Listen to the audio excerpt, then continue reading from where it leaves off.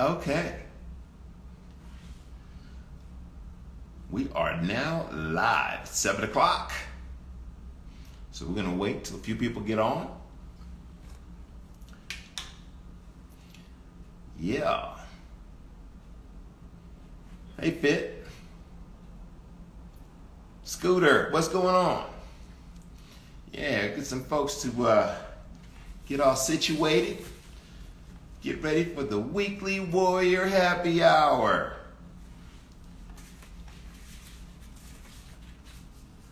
Yeah, let a few more folks get on, and we'll just get started.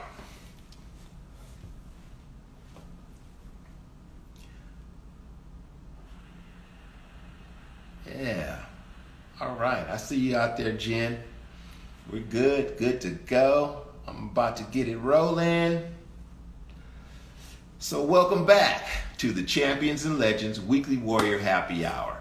And we get together with fitness professionals, pro and amateur athletes, healthcare professionals, and gym owners and trainers. And we talk about fitness regimens. We talk about best practices in preparation, performance, and recovery. And of course, we talk about CBD. Now, Champions and Legends produces a hemp-derived CBD-based sports supplement line for athletic preparation, performance, and recovery. And that's the product line right there. Now, athletes all over the world are experiencing great benefits using CBD for pain and inflammation control, anxiety management, sleep regularity and blood flow, and even gut health, and a lot more. And you can get more information about CBD, in fact, the truth about CBD, at championsandlegends.com. You can also get the products. Of course you can get the products, but you can also get the truth about CBD. So listen, I'm excited about our guest today, but first I'm going to share with you what Champions and Legends has accumulated in athlete partners as we started down this journey of serving athletes and helping athletes be the best version of themselves. And this all-star lineup has Champions and Legends products in their gym bag, okay? Let me share some folks with you. Boom. We got James Harrison and Thor Bjornsson. Thor, strongest man in the world. James Harrison, two-time Super Bowl champ. We have Adam Andra and Tommy Caldwell, arguably two of the best rock climbers in the world. From the CrossFit space, we got Pat Vellner and Sarah Sigmundsdottir, beasts in their own right. And of course, we can't miss Jay Glazer. In fact, Jay Glazer just started his own Instagram live show called Half a Glass. So we want to shout out to Jay. Much success on your Instagram live show. And then last but not least, we have the infamous Michael Vick. Now, all of these guys are using Champions and Legends products. They're in their gym bag, and they are seeing great results in CBD. Now, it's apropos that we have our next guest, as well as last week when we had Albina Rippey, who was our yogi. We've been talking about the mental game for the last couple of weeks. Those of you that don't know, this month, October, is Mental Awareness Month. And that's, I got a couple of notes here. It's really about having people have conscious conversations about mental health and taking the stigma out of having those conversations and going out and getting that work done and doing the work so that you can be a better version of yourself. So I won't delay. Next I have Dr. Jen Faber, and she is a performance and mental conditioning coach. And man, I'm excited to talk to her. I got plenty of questions for her, and let's bring her on.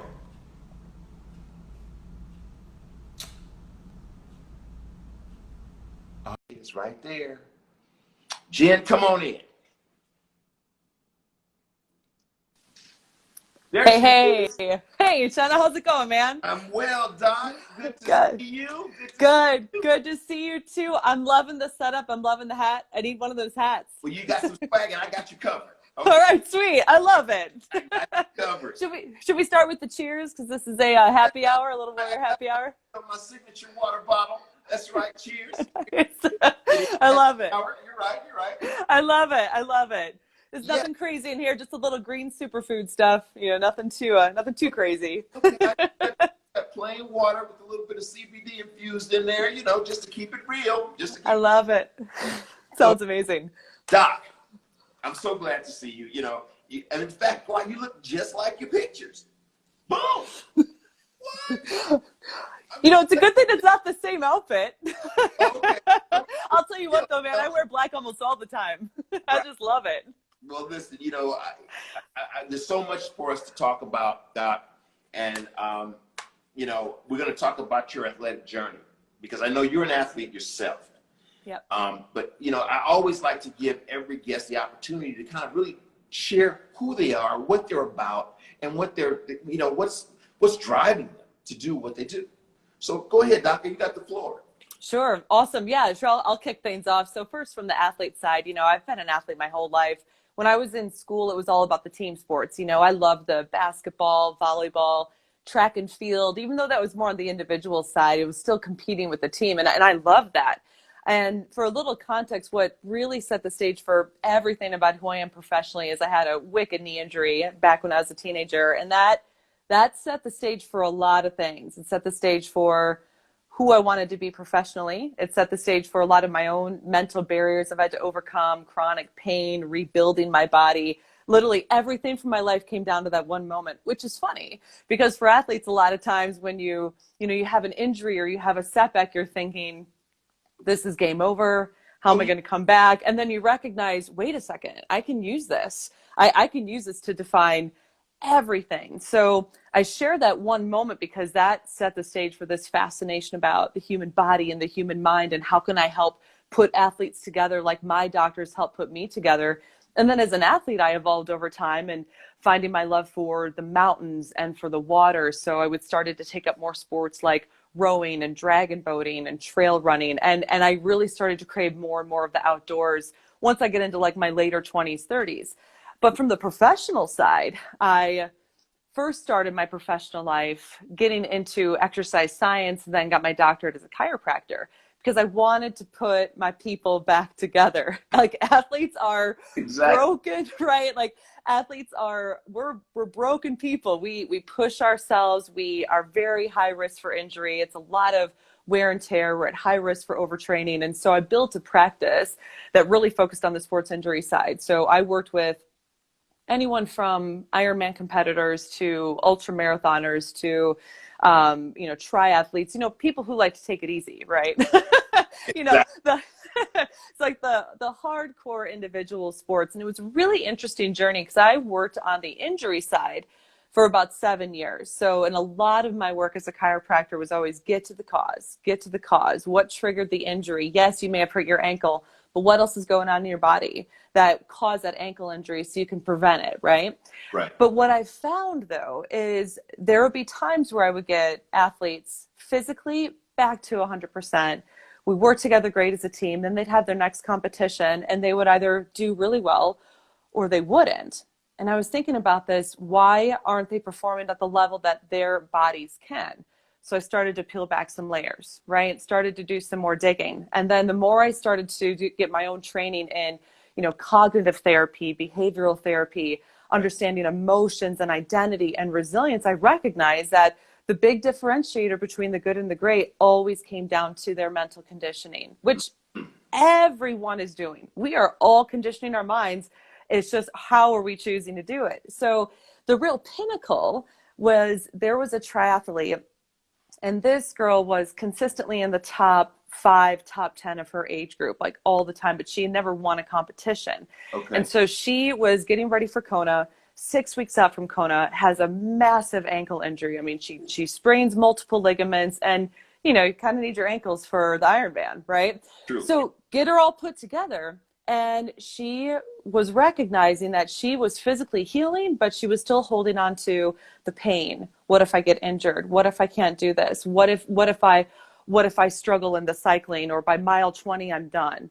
So we really worked on those mental patterns. Like, what Right. is she saying to herself, right? What is she saying to herself in those moments where most athletes in these pivotal moments in their sport could completely crumble? Right. And through working on the mental conditioning side, then that's where she actually had a breakthrough, and she actually won her age group that year. And Wow. I firmly believe that that is not just because of her physical condition, but because she let go of emotional baggage that she'd been holding on to. Well, So, you yeah, go ahead. you acquire that, in the process of training, because you're thinking, I am at peak performance, and then that one little thing goes off, Mm, and it starts that house of cards to fall apart. You can think of many pro athletes who were amazing, then ruptured their Achilles and never came back, mhm. or had a knee injury, never came back. Um, uh, what's his name? He just got Well, injured. like Dak, I was just Yeah, thinking of Dak, right. right? I'm, Yeah, so he just got injured. So his this is going to be about a mental thing for him getting mhm. back in the game. I personally ruptured my Achilles later in life. However, Oof, it has affected how I go after it. I'm not like going out of my way to try to dunk basketballs as much as I wasn't. You know what I mean? And totally. so as a track athlete, a little hyperextension, you're ooh, and you're right. So I just wanted to say that I totally hear where you're coming from, um, Yeah. and how important this aspect is. It is. Well, and Dak, I'm so glad you brought up Dak, because when I saw that injury, and I mean, man, that's some rough footage watching that injury, right?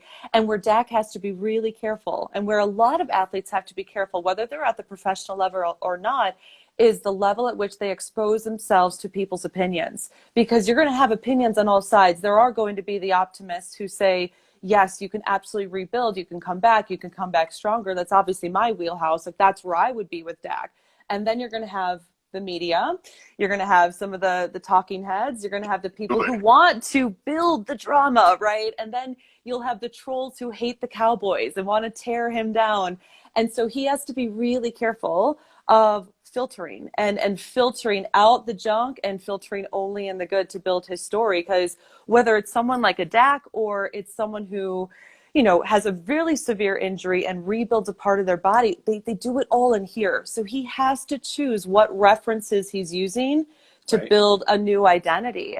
And the thing with someone like Dak, or like any of us, right, who have an injury, is that the injury is a part of our story, right? Pain is a part of our story. Even Yeah. I've had this whole journey the past several months where I've been rebuilding my knees, doing stem cell therapy, and pain is still there, but I'm recognizing the relationships with it is different. It's telling me I need to trust my body, but also listen to it in a different way, which is hard for an athlete because we just want to push and Right. push and push. So, We learned what got us there did not include injury.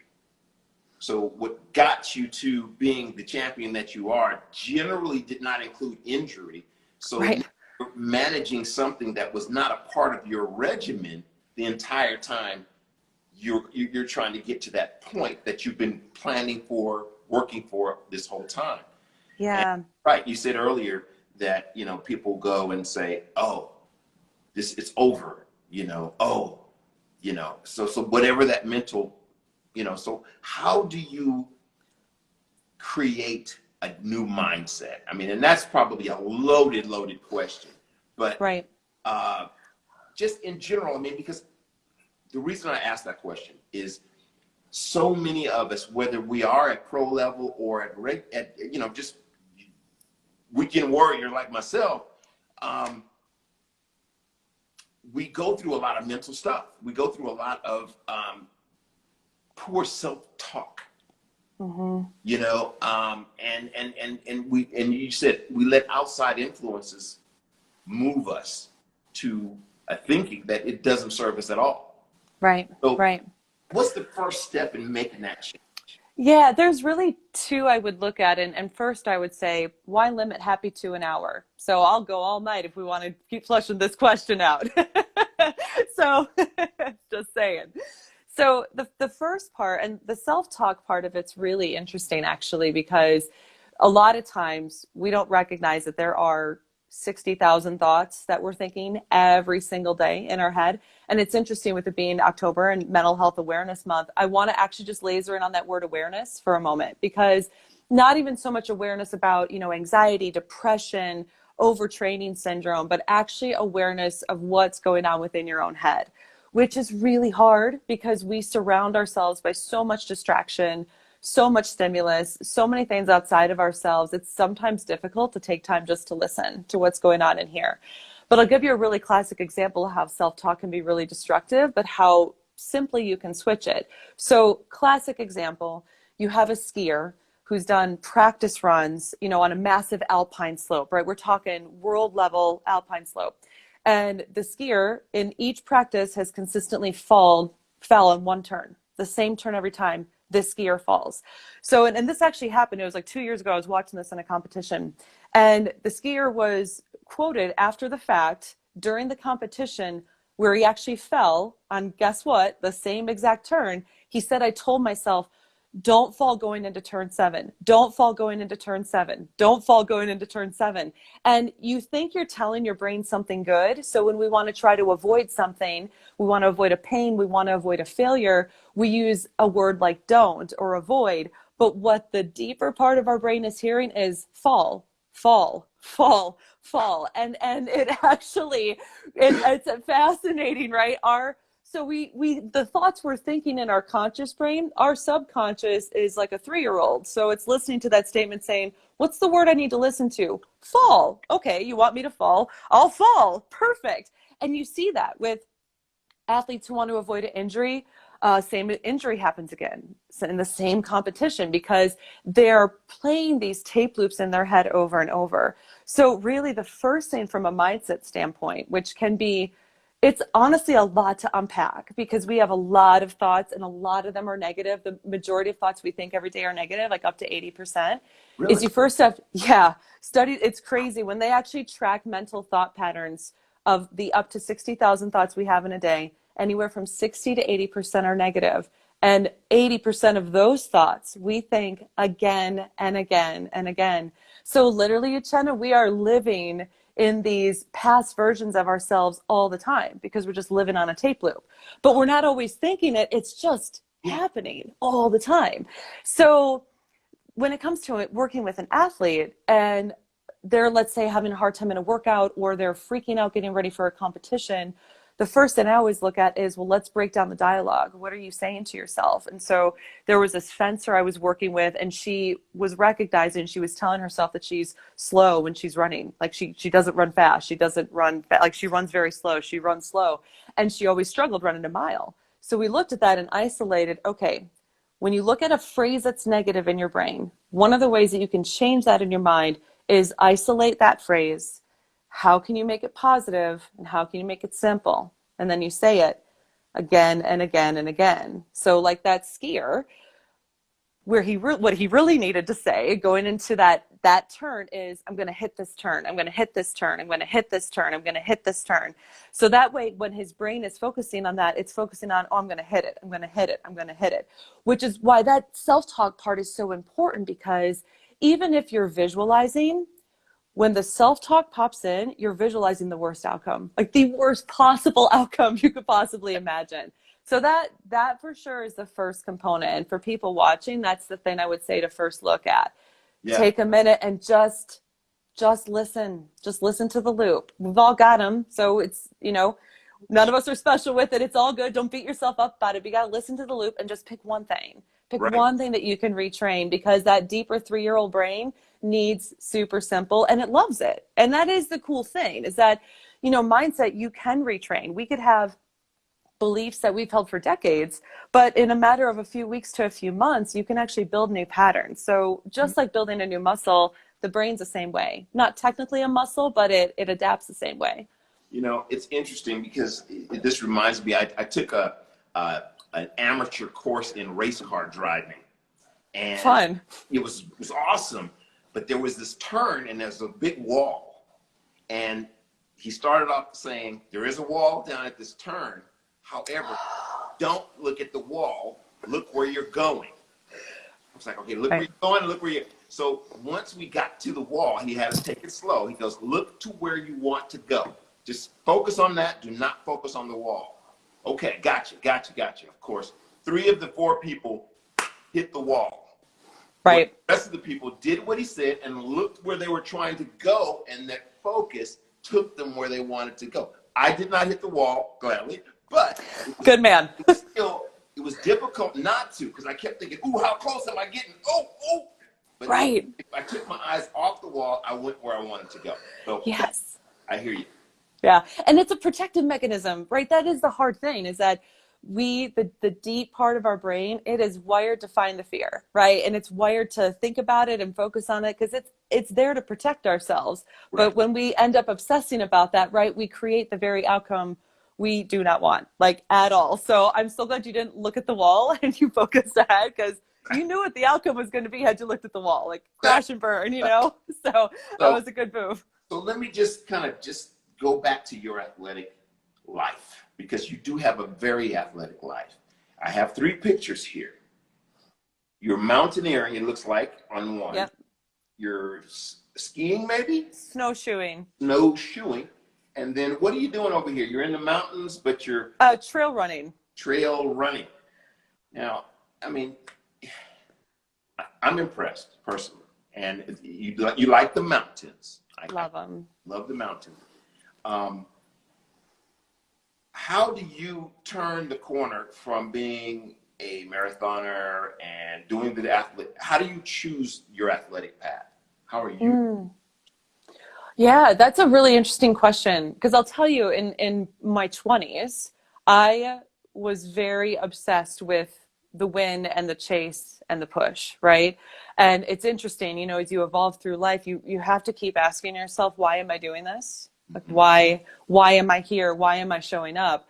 And I grew to find that kind of 2 things were happening in my mind. One was, earlier in my life, I was actually afraid to use my body because of those older injuries, and I hadn't built enough confidence that I avoided things because I was afraid that, well, if I do this, I could hurt myself, right? It's ironic, isn't it? If I do this, something bad could happen.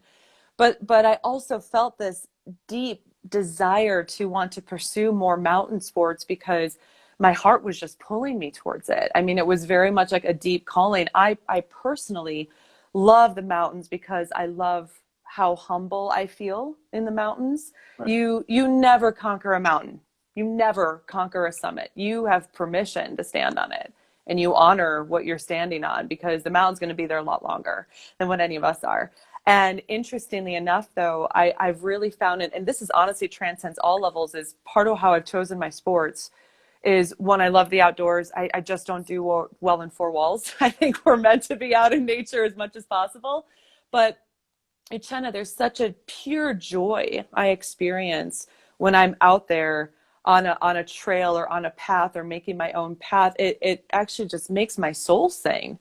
It makes me so happy. And I say that because it's interesting when I work with athletes and I take those experiences, like the pictures of those versions of me, right? That's a fun collage, by the way. Nice. Well done. The one with the axe is great, because that's like most me. Oh, yeah. So, when I'm working with athletes, what I find is when they have all of a sudden lost their mojo, and they're overtraining and they're over pushing, and maybe they're focused on the podium or the medal or the personal best, they've completely forgotten their joy, which is so important in athletics. In any kind of sport, we have to remember why we're doing it in the first place. Because if you hit mile 20 of a marathon, no medal is going to get you out of it. You have to go deep and remember, where in you do you love this? Where do you love the push? Where do you love the pain? So, to your question, I choose these sports because they make my soul sing. And it's a good lesson for me to also, in working with my clients, to help them recognize if they feel disconnected, if they are having a harder time recovering, if it's harder to wake up in the mornings and go work out, it is because somewhere they've lost that deeper connection, which is very easy. We live in a world where we are surrounded by more instant gratification, want more validation, right? From all types of platforms. We hope to get the likes and the comments and the medals and the standings. And when those aren't there, you have to ask yourself, who am I as an athlete if none of those things exist? If there is no social media platform, if there aren't any medals on my wall, if there aren't any competitions, which has been showing up a lot with this year, you have to find this. Sports not doing that anymore. You have to either read side of you that remember that first time, or find something different and get that heart to wake back up again. Right, right. And I was a track athlete in college, got to the Olympic level, and but basketball has always been I've loved it. Just the whole thing makes my heart sing. And then the injury kind of has me pulling back, and it's like, I mean, I would be out playing in my church shoes if I could, but now it's just like I've pulled back, and I see exactly what you're saying. I've just kind of let that go. Golf is now becoming a passion of mine that I suck at royally, and that's bad thought. But Right. one shot can make me want to come back. One good shot, of all the shots that I'll take all day long, one shot, and I love this. And remember So, that anyway. one. You remember that shot. Keep that memory in your brain. Exactly. Forget the other ones, right? And Yeah. that's And that's, go ahead. is how to corner from a bad situation, whether it's an injury or like say a lot of basketball players and golfers go into slumps. How do you turn a guy or a gal out of a slump? Yeah.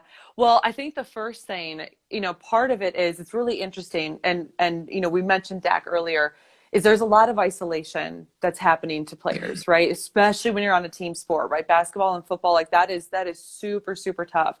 So one of the things that I always advocate is that you actually have to advocate for people to stay in consistent contact with you. So when let's say you're doing your PT and you're at home, or you've got your muscle stim or your compression boots and your team's out there competing, you got to surround yourself by a circle of people that are going to consistently be there and build you up, but also make you feel consistently connected to your team. Because the worst fear that happens to an athlete when they get injured is they feel like a part of their identity is gone, right? Oh, Right. I hurt myself playing basketball. Am I still a basketball player, right? And I injured myself in basketball, so I totally relate to what you're talking through.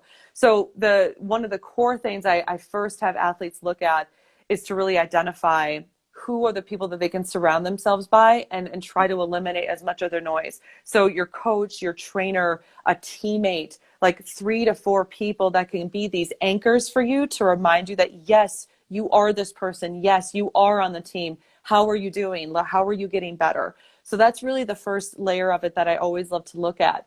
But the second part of it too is it's so interesting when we experience an injury, we instantly focus on everything about it that sucked, right? We replay the incident. We can feel that pain. We can feel that pain so well we can create it in our bodies. And that's scary. Like that's when you realize how powerful the mind is. So part of it is actually adapting. How can you change the story around that injury? What is it that you can learn from that injury? If you busted up your knee, okay, what do you need to do for your conditioning and your rehab to make your knees better? What did you miss? What were the lessons from that? And really try to isolate. It's not about trying to ignore the injury or change the memory of it, but you have to change the perception of that event. Because if you hold on to the negative, it keeps grinding you down, and it actually makes it significantly harder to recover, because that level of stress and anxiety mentally creates so much more inflammation in the body, and it makes it that much more difficult for cells to repair. So that's got a nice CBD tie-in, I feel like, somewhere too, right? With the recovery piece. It's huge. I'll let you do it, because when I do it, it sounds like a sales guy talking. No, I got you. I can pull it in. But no, seriously though, it's really interesting how when you change that story and you actually look at how can I become. Here's the question. The question is not, how can I avoid this injury, or how can I not have this injury again? The question is, how do I become a better athlete because of this injury? Wow. How do I become stronger because of this injury? You ask yourself that question, that changes everything, because it does. Your brain will seek answers to whatever questions you ask it. So, my friend, we got to be careful. I've heard that Well, before. So glad you said that, because I really needed to hear that. I really needed to hear that, because I mean, yeah, our brains are totally malleable to whatever we choose for it to do and things. So that's great. absolutely. Um, you know, athletes are constantly trying to extend their career, and what makes a Michael Jordan, who had such a long career and still stay at the highest level? What makes a um, LeBron James? What, he's 35 now? He's been in the game now years. Right. Uh, and he is, I mean, we just saw him win another championship, but he was playing at the level as if he was still 25, not 35. Or, you know what I mean? Um, Yep. how do athletes do that? Extend their career that way at the highest levels? Because Yeah. track and field, you could only get so fast. You could only get so strong. You could only get so adept at your event. It was just, there was something that had to click mentally that gave you that edge, that made you a Carl Lewis, that made you Bruce Jenner, what made you, you know what I mean? So I'll just let you take it from there. Yeah, absolutely. And all those athletes are such great examples, because for me, the word in all of this is all about being unflappable. The athletes that are at the top of their game, and my brain goes to CrossFit, because at the time we're doing this, stage 2 is coming up next week. You've got top 5 men, top 5 women, and there are athletes that very, very clearly stand out. The Matts and the Tias, obviously, these are dominating forces in this sport. But when you look at any of these athletes who are at the top of their game, stay at the top of their game, have peak with longevity, a lot of times one of the common things is their ability to have unflappable confidence no matter what the circumstances are. And I'll illustrate this with an example using CrossFit. It's really interesting if you were to look at the athletes and the dialogues they were having in their minds going up to the games. Some athletes and coaches felt like they really struggled with COVID and not having access to gyms and not having access to their equipment and their training regimens being thrown off, not knowing if the games were going to be on or not, not knowing what the workouts are, which is kind of the nature of CrossFit. Let's whip out a hopper and see what we pull out of it, right? Which is what they're going to do. It's going to be awesome. But then you look at some of the top athletes when they get interviewed. This is very similar to a Jordan or to a LeBron, and I'll tie that in, is someone like Matt, when he gets interviewed, he says, it doesn't matter. It doesn't matter if there's a pandemic. It doesn't matter what I have access to. This is what I can control. This is what I can do. So these athletes, like you watch LeBron, you watch Jordan, like that Jordan documentary was fantastic. Right. Everything about them comes down to that word control. When you can focus on what you can control, because you can't control all of your circumstances. You can't control how your competitors show up in track and field. You can't control how fast anyone else is running, but you know that you're going to push yourself to run as fast as you possibly can. Right. And if you focus on that, that's what gives you the chance to take all of your energy, all of your mental stamina, and all of your belief comes from in here. Jordan didn't have time to think about what the Utah Jazz were doing or what any of the other teams he was playing against were doing. If they did, it actually just fired him up. It actually just was like stoking the fire to him. Yeah. So there's that really key difference where when I say unflappable, I mean they are unflappable to haters, to critics, to trash talk, to circumstances, to pandemics, to anything that's essentially outside of their control. It does not shake them at all. And because of that, because if it does, all of those things. So if you're an athlete and you read a hater's comment and that pulls a little bit from you, or then a competitor posts something and they are a little bit faster, every person's taking a piece of your self-worth.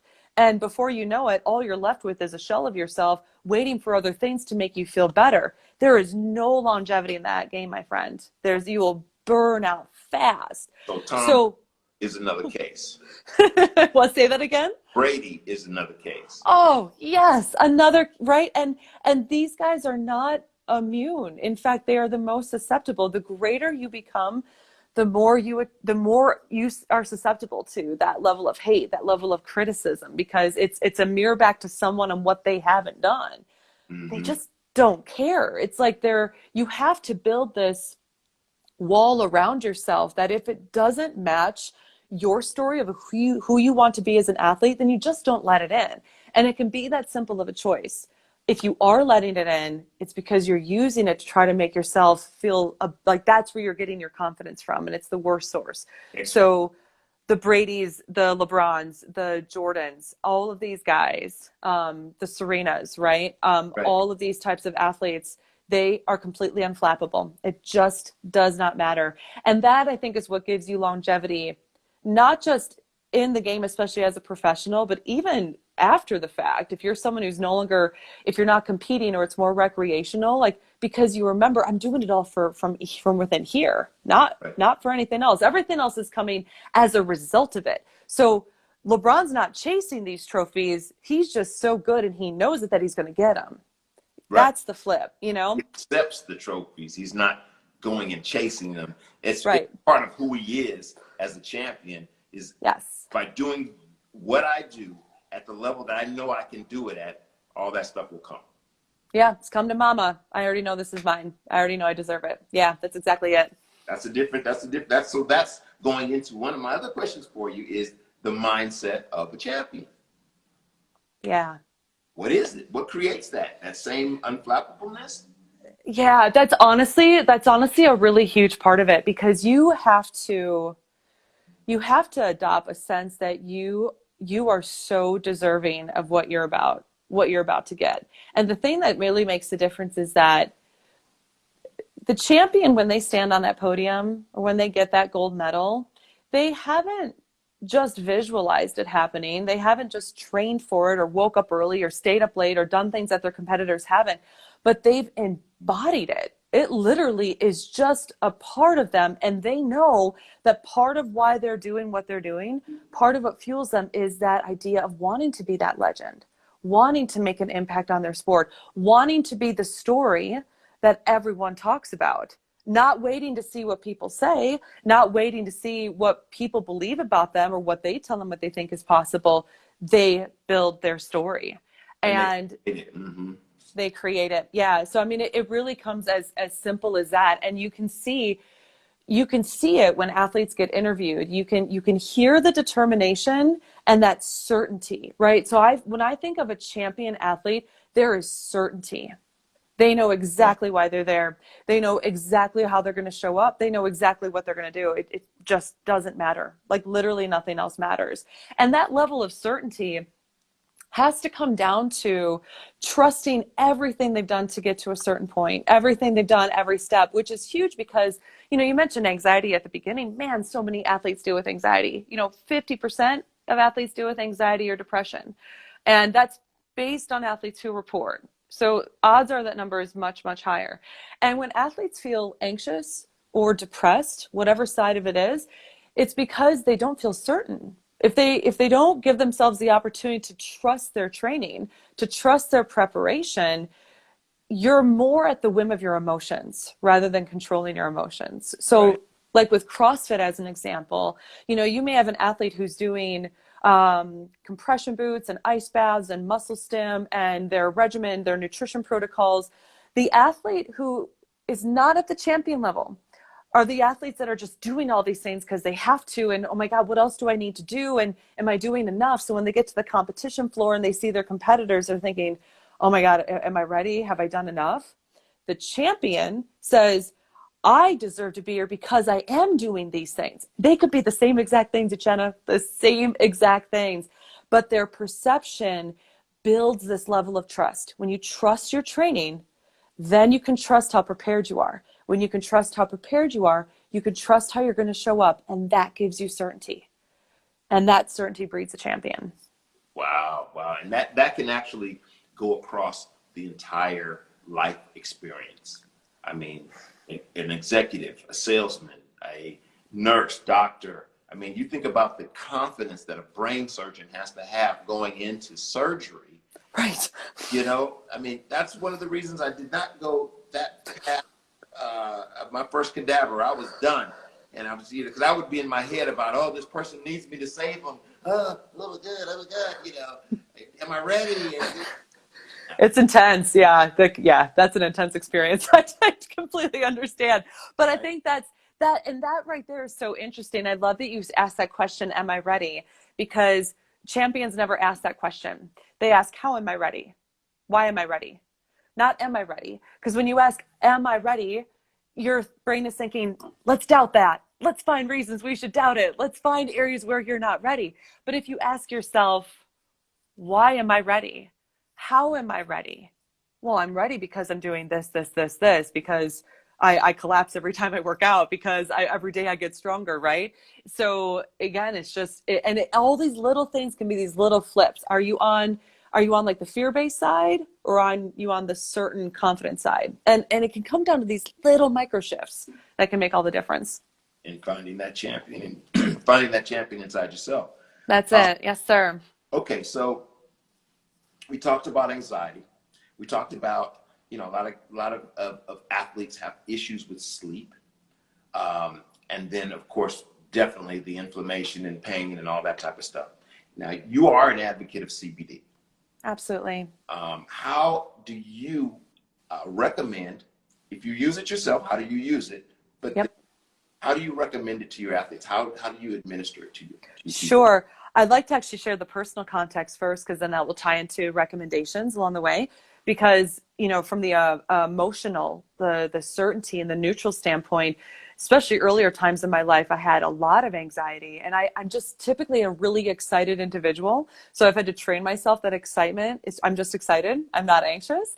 But I have found that for me personally, when I take CBD, and I love taking the drops and I put them sublingual under the tongue so they just absorb, it really just mellows me out and allows me to think with a lot more clarity and a lot more certainty, which is so helpful when my type A, hyper motivated, hyper driven side comes out. It's a really helpful part of my regimen that just allows me to stay really focused and very centered. I wouldn't even say so much mellow. I feel very, very centered, actually, very clear, right? Very clear. That was what I was going to ask you because, I mean, of course, I know the answer to it, but are you finding that it makes you sleepy or anything like that? It just, No.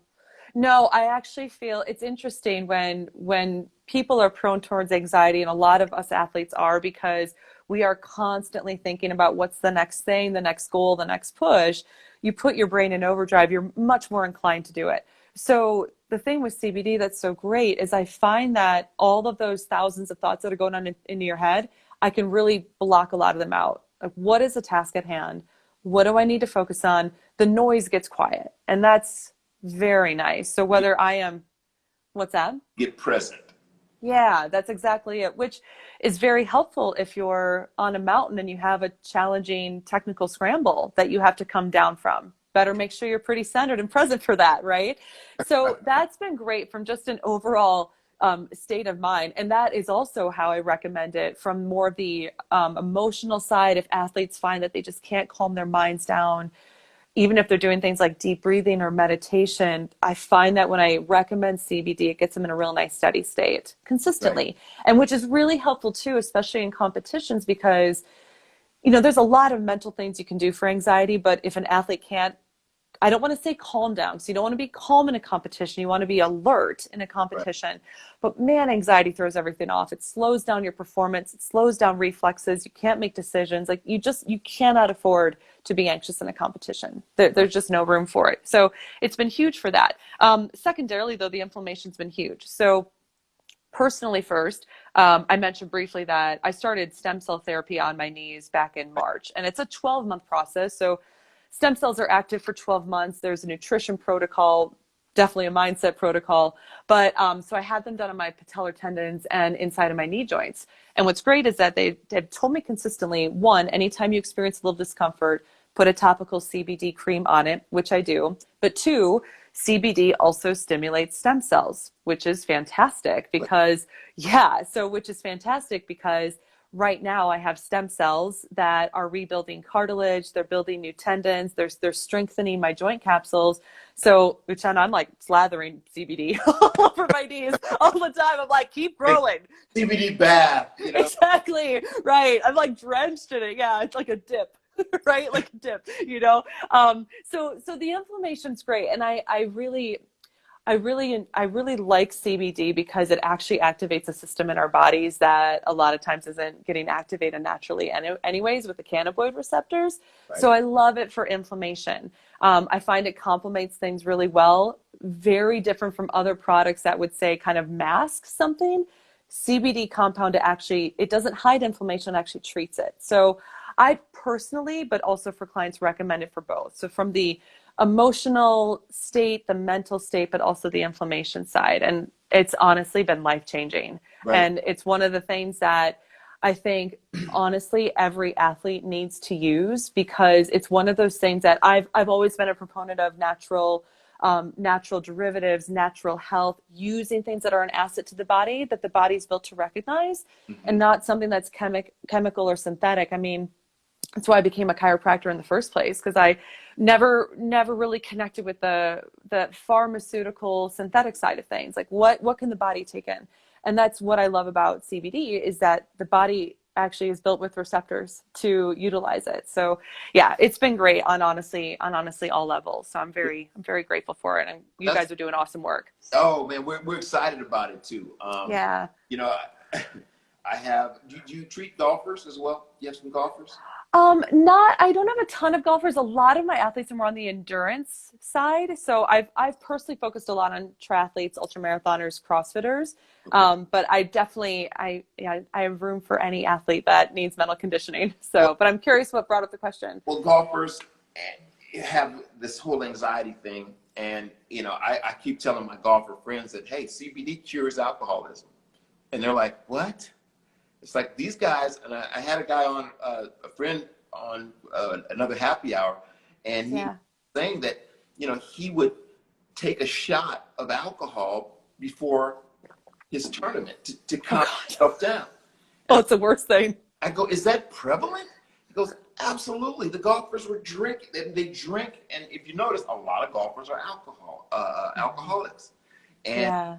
so not long ago, I got him using CBD instead of taking that shot. And It's I'm going great. to do the testimony for him. This was over a month ago. He was having the anxiety. He started doing the CBD. He got second in the tournament right after I got him going. He won 2 tournaments consecutively after, and I haven't heard yet if he won the city tournament here Oh, it's great. last week. So I keep telling him, I told you, man, you don't need AAA, man, I got you. I'll tell you what, first, that's an awesome story, awesome results. It must have felt so good to help a friend and Yeah. to see that kind of transformation. And I'll tell you, this just popped into my head. And here's the best thought that comes into my head to summarize it. Alcohol is a coping mechanism. CBD is a healing mechanism. Right. So, right, do you want to mask the problem, or do you actually want to get to it, right, and take care of it? So, And that goes with the great story. harsh chemicals that pain doctors are having to prescribe, and all the pain meds. And that's all masking stuff, more or less. Hmm. I mean, there are Yeah. pretty strong anti-inflammatories out there, but the harsh side effects are just incredible. Um, Yeah. yeah, so I got Jordan here, and there's LeBron back there, and Love it. who is that in the back there? Can't Oh, I can't see it.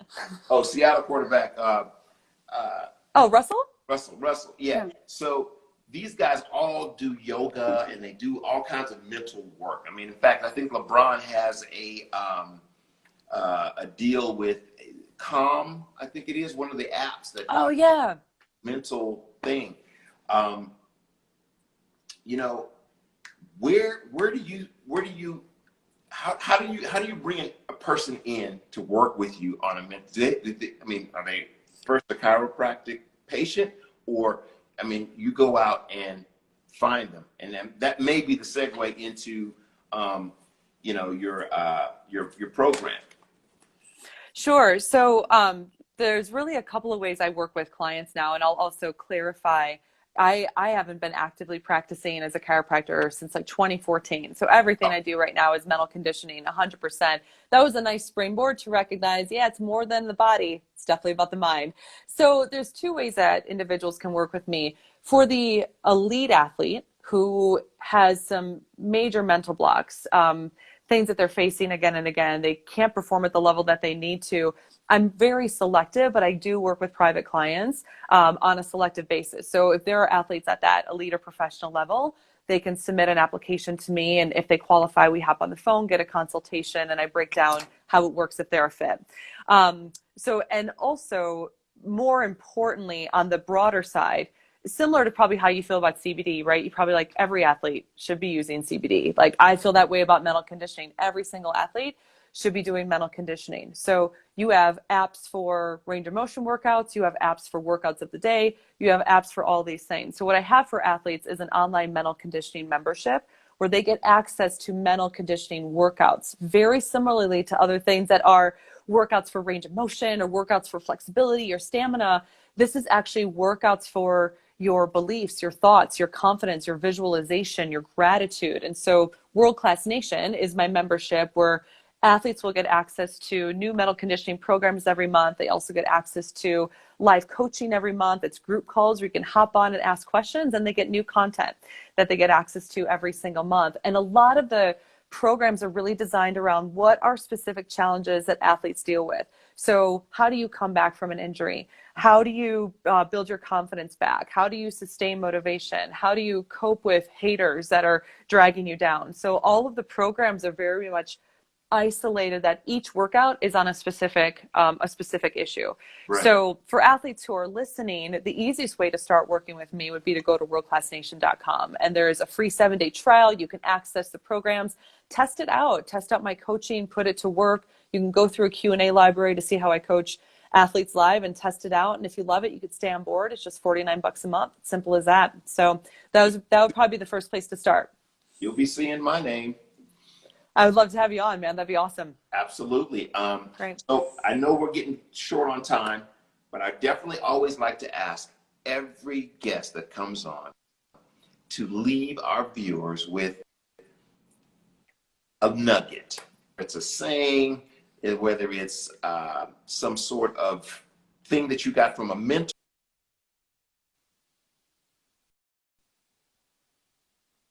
And then that'll be our little sign off. Did you miss me there for a minute there? No, I got you. It cut up for a second, but you asked me for a nugget party nugget. Yeah. So the thing that I would just want everyone to know is that, and I mentioned this earlier, but I want to drive this home. You are conditioning your mind, whether you are consciously focusing on it or not. Every thought that you say, every word that you tell yourself is building a program. This is what's building your identity. So where you are right now, how you feel about yourself, your ability to perform, it's all built on mental conditioning. You're actually already doing it. And the really great thing about it is if you get more alert and connected to what you're saying to yourself, you can change the way you perform, you can change the way you compete, but really most important, you can change how you perceive yourself. And that, my friend, changes absolutely everything. Wow. Doc, you said it all. You can like drop the mic, right? You know, you're the best. And I really appreciate you coming on. I definitely want to have you on again. Be great. Just, you have enlightened me, and I hope that you've enlightened and I know that you've enlightened our viewers. And geez, I'm just, my head is like full of like what I get to go do now to better myself, because every day we have an opportunity to be the best version of ourselves, one little thought at a time. And that's it. You've opened the door for that. So thank you very much. And I truly appreciate you coming and joining me. Uchenna, it's been my pleasure. Seriously, this has been nothing but a joy. I've really enjoyed being on and all the time that we've had having this great conversation. So thank you for having me. It's really been a pleasure. We'll do it again for sure. Have a great Sounds great. You too. All right. Bye-bye. Bye-bye.